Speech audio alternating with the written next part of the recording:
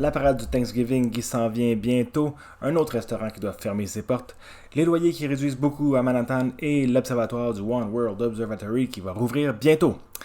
Bienvenue dans ce deuxième épisode des Nouvelles de New York.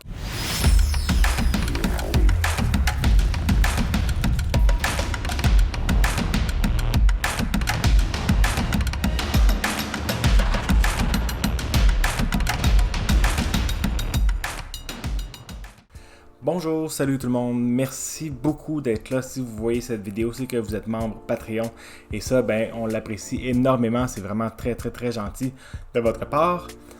Et d'ailleurs, pour les membres Patreon, restez jusqu'à la fin de la vidéo, je vais vous parler d'un nouveau projet qu'on va faire bientôt sur Destination New York. Passons maintenant aux nouvelles. L'Action de grâce américaine s'en vient très bientôt à la fin du mois de novembre.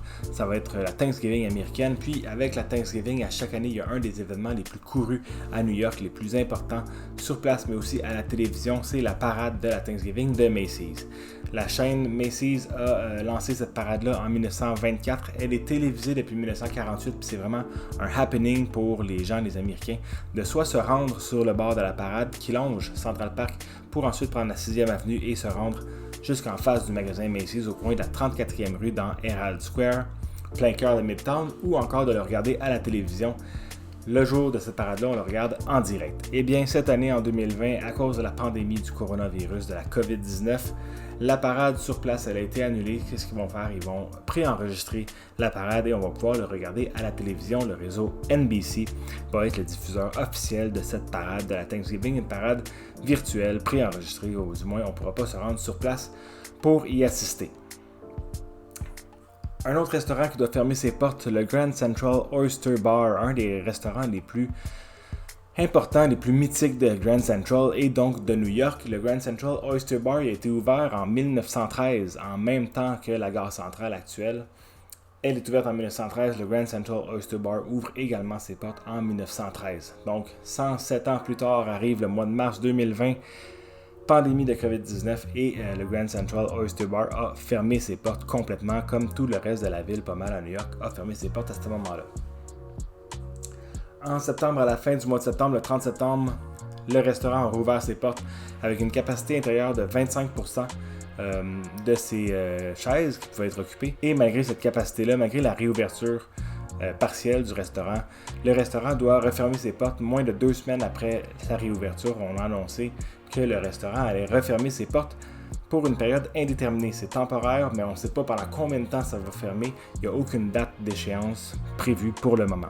Ce restaurant-là, pour ceux qui sont des amateurs d'huîtres, c'est un arrêt à faire à New York. C'est tout juste à côté de la Whispering Gallery, le mur des secrets à New York, dans la gare centrale. Je vous recommande d'aller faire un tour à ce restaurant-là.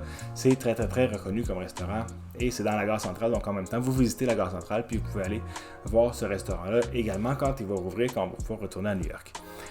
Parlant des restaurants, on vient d'apprendre aujourd'hui même, le 19 octobre, lundi 19 octobre, que les restaurants vont pouvoir ouvrir à 50% de leur capacité à partir du 1er novembre, si dans les lieux chauds, les cas réduisent. Tu sais, les lieux chauds que je vous parlais la semaine dernière, Brooklyn et Queens, si dans ces lieux chauds-là, les cas réduisent, les restaurants vont pouvoir rouvrir dans la ville de New York à 50%, puis ça va vraiment beaucoup aider les restaurateurs qui ont bien hâte de pouvoir recevoir des clients à leur table, parce que 25%, on s'entend que c'est vraiment pas beaucoup. C'est pas assez pour faire rouler le restaurant à très long terme. Les loyers qui baissent à Manhattan, il y a présentement au-dessus de 15 000 appartements qui sont disponibles sur l'île de Manhattan seulement à New York. Ça, c'est du jamais vu depuis 14 ans. Ça fait 14 ans qu'il n'y a pas eu autant de logements disponibles sur l'île de Manhattan. C'est déjà 3 fois plus que l'année dernière, qui avait à peu près 5 000 logements donc disponibles. Maintenant, 15 000 logements disponibles sur l'île de Manhattan. Puis qu'est-ce que ça fait, ça? Ça fait que les coûts, ils baissent en ce moment. On voit une réduction des coûts de loyer assez importante. On parle de 7% par rapport à l'année dernière. Sur un an, il y a eu une réduction de 7% des loyers à Manhattan. Puis ça, qu'est-ce que ça veut dire? Ça veut dire qu'un studio, en ce moment, on parle d'une pièce, une salle de bain, ça se loue environ 2184$ par mois, un studio à Manhattan. Puis un logement, une chambre, donc un 3,5 comme on dit au Québec, 2977$ par mois, 3000$ par mois pour un 3,5 à Manhattan. Ça, c'est les prix médians en ce moment. C'est des prix qu'on n'a pas vus aussi bas depuis 2013. Les propriétaires, qu'est-ce qu'ils font pour inciter les gens à venir louer chez eux? Ben, ils vont faire toutes sortes de promotions, comme des mois gratuits, vont donner des cartes cadeaux si vous louez leur appartement, vont vous donner des abonnements à différents services, etc. Tout pour que vous soyez attirés à aller louer dans cet appartement-là en particulier. Puis pourquoi les appartements sont vides? C'est qu'au début de la pandémie, les gens ont commencé à quitter New York parce que c'était trop cher pour conserver leur loyer là, parce qu'il n'y avait plus d'argent pour payer. Et ou pour aller trouver un autre emploi ailleurs, à un endroit où ils pouvaient résider, que ça coûterait moins cher, retourner dans leur famille peut-être également. Mais il y a beaucoup de gens qui ont quitté New York, qui ont quitté la ville de New York pour aller s'éloigner un petit peu de cette folie de la pandémie à New York. C'était vraiment l'enfer, vous vous rappelez, en mars, avril. Aujourd'hui, ça va beaucoup mieux.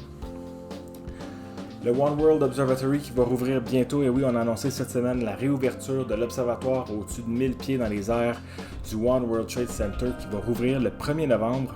Cet observatoire-là a été ouvert depuis 2015, 365 jours par année. Ça accueillait des centaines de milliers de touristes à chaque année. Et là, ça rouvre le 1er novembre. Cependant, ça va seulement être pour les fins de semaine et les jours fériés pour l'instant.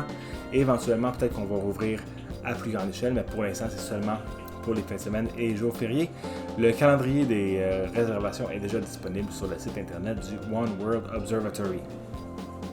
On a appris juste avant que j'ouvre ma caméra, on a appris que le fameux Winter Village de Bryant Park, la grande patinoire avec les marchands de Noël tout autour de Bryant Park, va rouvrir à partir du 30 octobre. Évidemment, il va y avoir des règles super précises par rapport à la COVID-19. Mais bonne nouvelle, le Winter Village de Bryant Park va rouvrir. Donc, New York commence à reprendre la vie un petit peu. Là, on a le Winter Village qui rouvre.